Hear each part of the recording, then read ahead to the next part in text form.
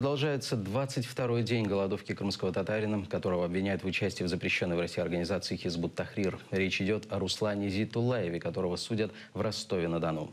Завтра суд должен вынести приговор. Прокурор Труханов требует для крымчанина 17 лет заключения. Зейтуллаев своей вины не признает. Защита просит суд освободить Зейтуллаева из-за отсутствия преступления в его действиях. Объединение «Крымская солидарность» опросило крымчан о том, что они думают об обвинениях против Зейтуллаева. Он голодовку держит не за себя лично, за всех крымских татар. То, что незаконно делается со стороны российских властей. Я больше чем уверен, что он не террорист никакой, не экстремист.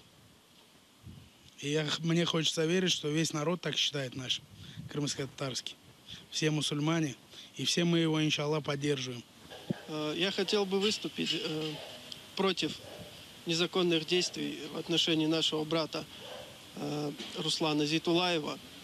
Мы, мусульмане Крыма, против таких действий. За него не скажу, потому что я ни родственником не являюсь ему ничего, но я знаю, что среди нашего народа не было ни экстремизма, ни терроризма, по крайней мере, с тех пор, как мы сюда приехали, я таких случаев не припоминаю. И у нас нет причин этим заниматься.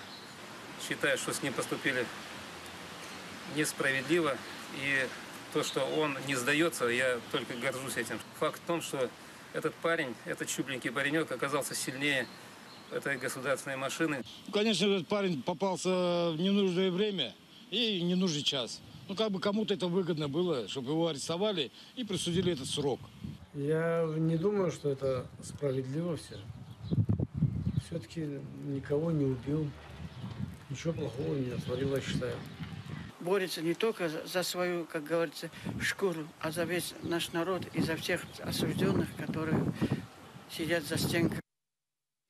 Зейтуллаев 4 апреля объявил о бессрочной голодовке. Крымчанин выдвинул ряд требований, в частности, прекращение преследования крымских татар, закрытие политически мотивированных уголовных дел против них, а также передать его Украине как гражданина этого государства.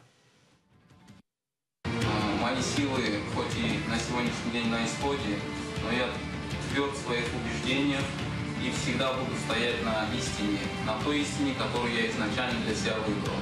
Я не остановлю эту голодовку, пока не услышу вердикта от судей. И все, что мне инкриминирует, это абсолютная ложь.